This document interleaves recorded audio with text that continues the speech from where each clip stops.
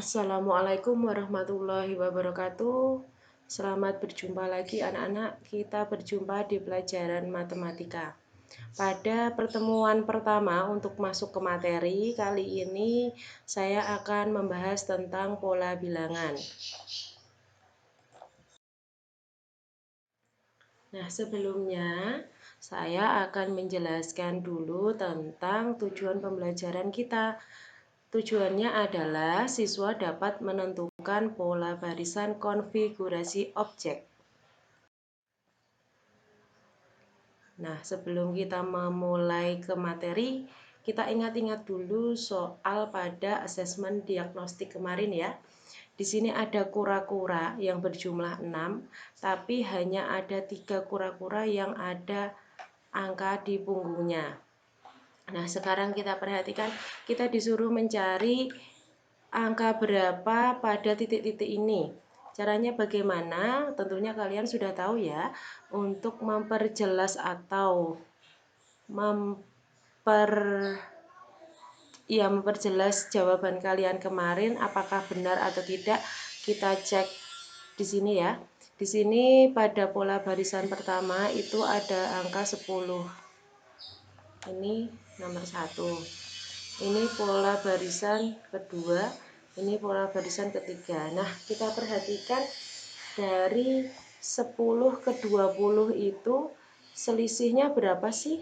Ini 10 ya, berarti 10 ditambah 10 itu hasilnya adalah 20. Lalu 20 ke 30 itu selisihnya berapa? 10 juga, berarti di sini juga ditambah 10. Nah, kalau pola ke 1 ke 2, 2 ke 3 itu masing-masing ditambah 10, berarti di sini juga jelas ditambah dengan 10. Berarti 10 ditambah 30 yaitu 40.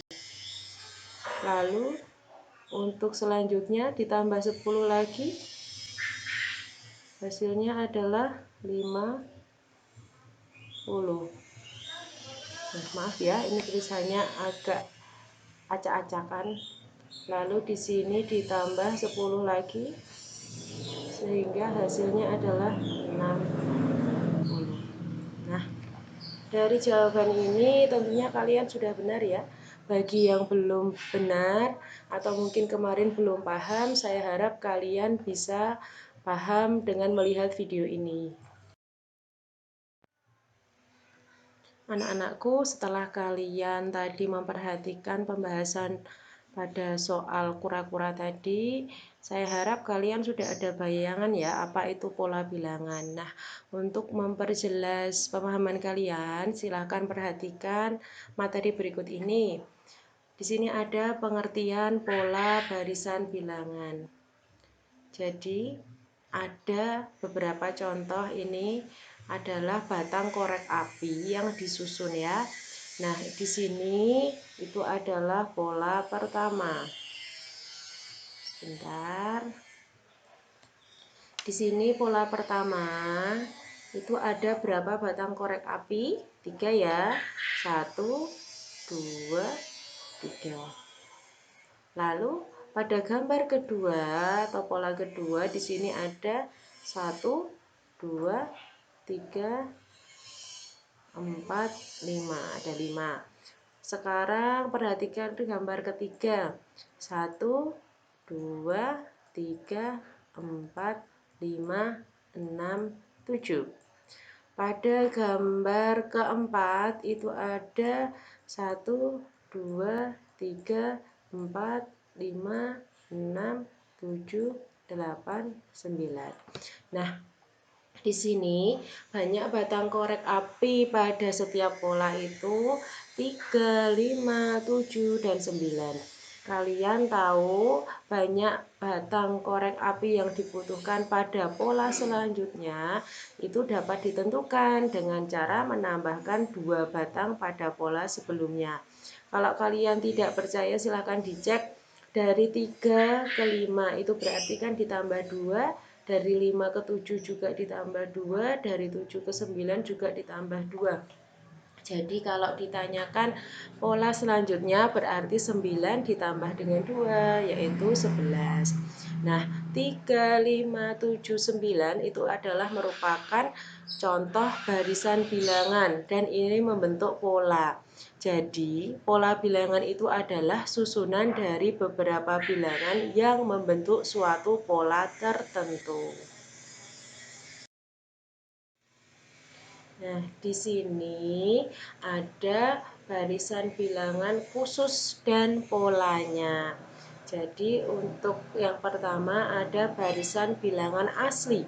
Barisan bilangan asli itu terdiri dari bilangan asli. Jadi, bilangan asli, kalian tahu bilangan asli ya, bilangan yang dimulai dari angka 1. 1, 2, 3, 4, 5, 6, dan seterusnya. Kalau dia disusun itu menjadi suatu barisan bilangan. Lalu yang kedua adalah barisan bilangan ganjil. Kalian tahu ya bilangan ganjil itu berapa saja? 1, 3, 5, 7, 9, 11, 13, dan seterusnya. Itu jika disusun juga dia akan membentuk pola, yaitu pola barisan bilangan ganjil. Nah, yang ketiga ada barisan bilangan genap. Barisan bilangan genap itu berupa bilangan-bilangan genap. Jadi perhatikan pola yang pertama ini 2, pola yang kedua 4, pola ketiga 6, pola keempat 8, pola kelima 10, pola keenam 12. Nah, 2, 4, 6, 8, 10, 12 itu adalah bilangan genap. Kalau disusun itu menjadi barisan bilangan genap atau pola barisan bilangan genap. Lalu yang keempat ada barisan bilangan segitiga. Jadi kalau dibuat pola berupa gambar lingkaran itu membentuk segitiga. Nah, begini ya. Jadi ini pertama itu lingkarannya ada 1, kedua lingkarannya ada 3, ketiga lingkarannya ada 6, dan seterusnya. Nah, jadi pola ini membentuk suatu barisan bilangan segitiga, yaitu 1, 3, 6, 10, 15, dan seterusnya. Yang kelima ada barisan bilangan persegi panjang. Jadi polanya itu kalau disusun dia akan membentuk suatu persegi panjang. Yang pertama 2, pola kedua 6, pola ketiga 12, pola keempat 20. Nah, jadi kalau disusun menjadi pola atau barisan bilangan persegi panjang itu bilangannya ada 2, 6, 12, 20, dan seterusnya. Yang keenam ada barisan bilangan persegi atau bilangan kuadrat. Nah, pola barisan bilangan kuadrat ini dia kalau dibentuk dari pola lingkaran ini, lingkaran kecil-kecil, dia akan membentuk suatu persegi. Nah, bilangannya berapa saja sih? 1, 4, 9, 16, 25, dan seterusnya. Kalau kalian perhatikan, 1 itu merupakan 1 kuadrat. 4 itu hasil dari 2 pangkat 2. Kuadrat itu maksudnya pangkat 2 ya. Lalu 9 itu didapatkan dari 3 pangkat 2, 16 itu didapatkan dari 4 pangkat 2, dan 25 didapatkan dari 5 pangkat 2, dan seterusnya. Nah, ini selanjutnya ada barisan bilangan pada segitiga Pascal. Beberapa sifat barisan bilangan pada segitiga Pascal adalah sebagai berikut. Pada setiap baris diawali dan diakhiri dengan bilangan 1. Coba kalian perhatikan di setiap baris ya, baris itu yang seperti ini yang mendatar. Itu pasti diawali dengan angka 1 dan diakhiri dengan angka 1.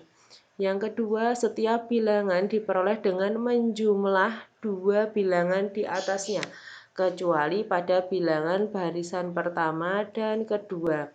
Jadi paling atas itu angka 1, di bawahnya itu juga 1 dan 1, di tengahnya tidak ada ya. Lalu baris ketiga itu didapatkan dari penjumlahan dua bilangan di atasnya. Jadi ini dan ini. 1 ditambah 1 hasilnya 2 pinggir.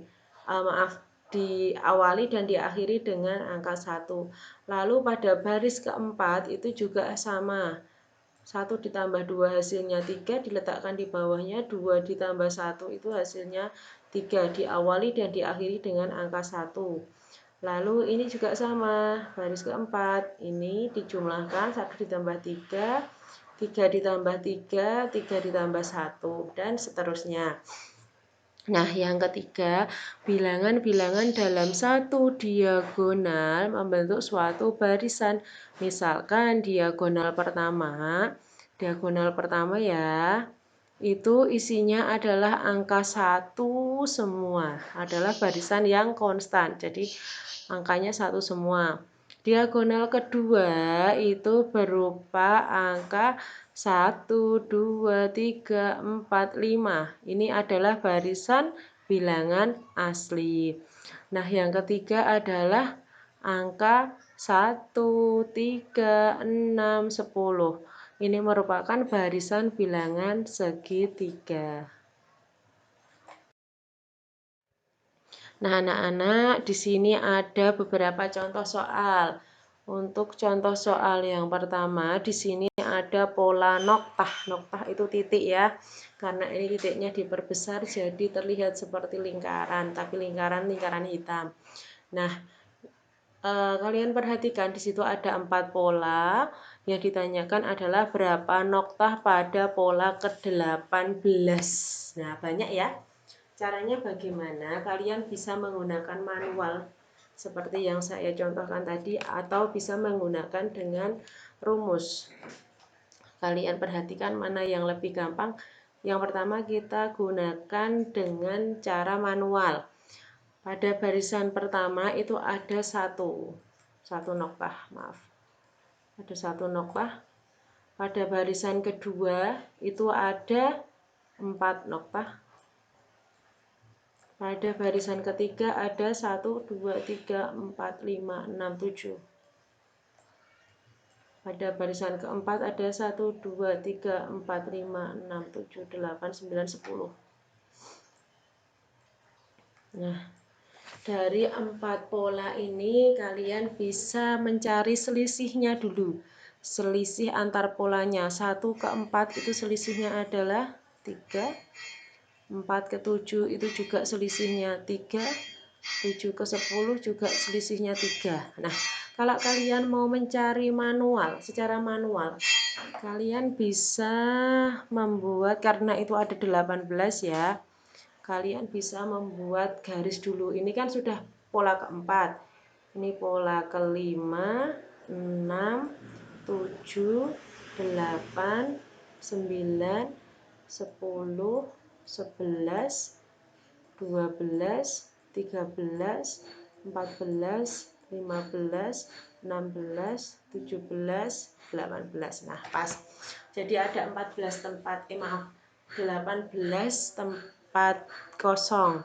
18 dikurangi 4, 14 benar ya. Ada 14 tempat kosong yang harus kita isi. Caranya bagaimana? Sama seperti yang tadi. Nih. Jadi pada pola keempat tadi kan jumlahnya 10 ya. Berarti kalau pola kelima ditambah 3. 13. Ditambah 3, 16. Ditambah 3, 19. Tambah 3, 22. Tambah 3, 25. Ditambah 3, 28. Ditambah 3, 31. Ditambah 3, 34. Ditambah 3, 30. Maaf. 30.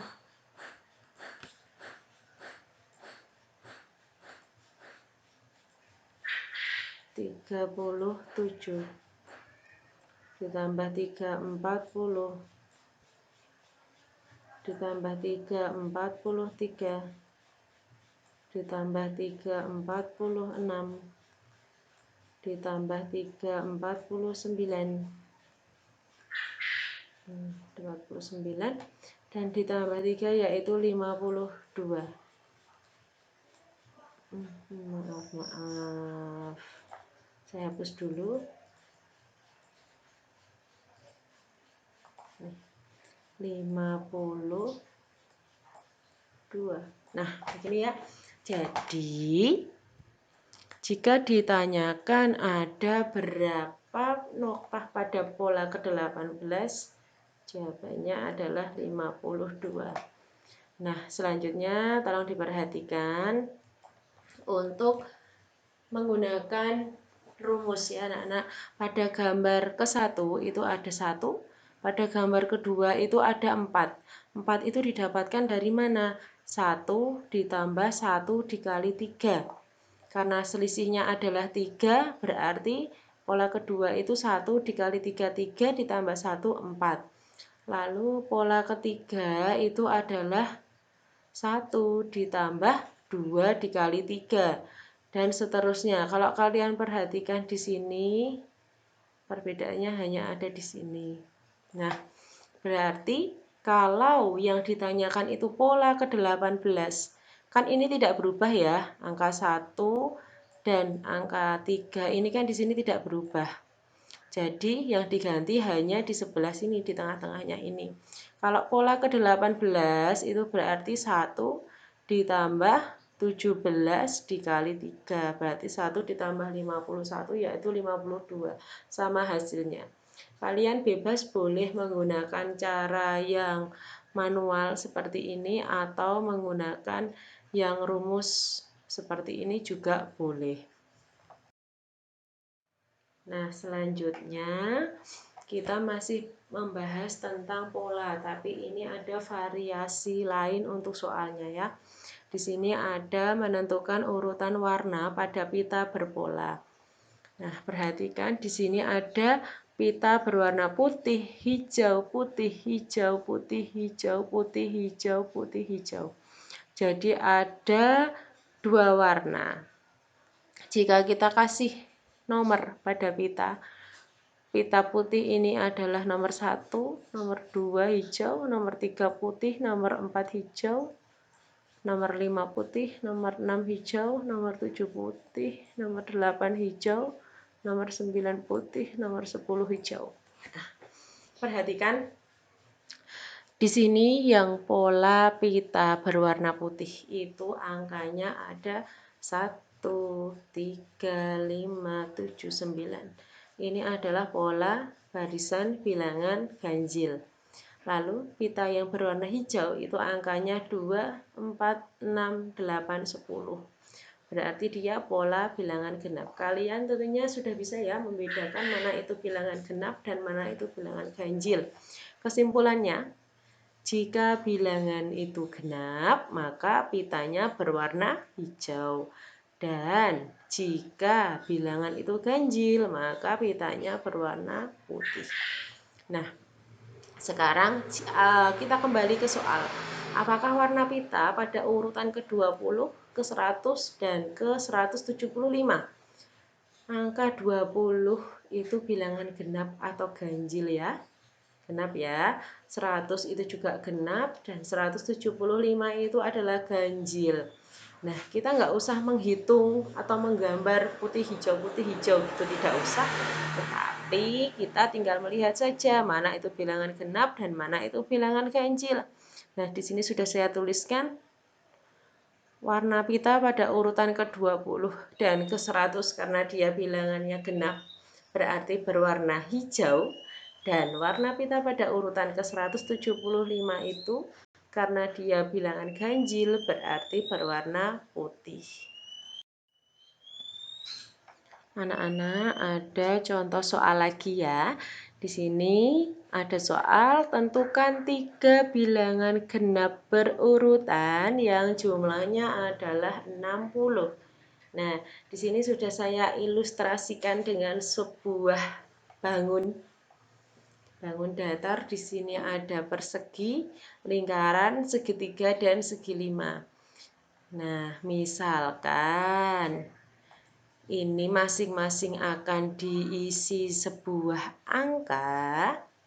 Angka berapakah itu? Caranya bagaimana? Maaf, ini saya isi dulu.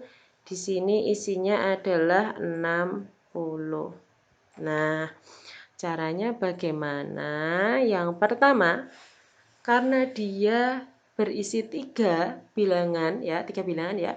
Jadi 60 itu kita bagi dulu dengan 3.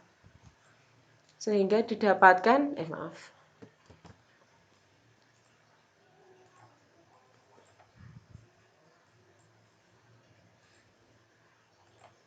ini 60 dibagi 3 sehingga didapatkan 20. Nah, angka 20 ini kita letakkan di tengah-tengah, angka tengah. Berarti di sini saya isi angka 20. Nah, karena dia itu berurutan dan dia bilangan genap, maka kalian tentunya sudah bisa menentukan ya, angka sebelum 20 yang dia berupa bilangan genap berapa? 18. Nah, kalau sudah di sini berarti pindah setelahnya. Bilangan genap setelah 20, bilangan yang bilangan genap itu yang setelah 20 berapa? 22. Sekarang coba kalian jumlahkan 18 ditambah 20 ditambah 22, apakah jumlahnya 60? Jika iya, berarti jawaban itu benar. Begitu ya anak-anak.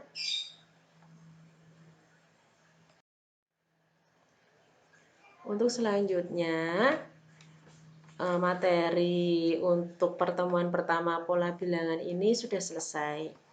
Sekarang tinggal kalian latihan soal. Di sini ada beberapa latihan soal, ada 4 soal. Ini soalnya. Soal yang pertama, kalian harus mengisi titik-titik ini. Nah, ini seperti contoh soal yang di depan tadi ya. Jadi, ada kura-kura yang harus kalian isi nomor di punggungnya. Nah, isilah dan kerjakan soal tersebut pada buku tulis kalian. Yang kedua ada pita berwarna, sudah dijelaskan tadi juga.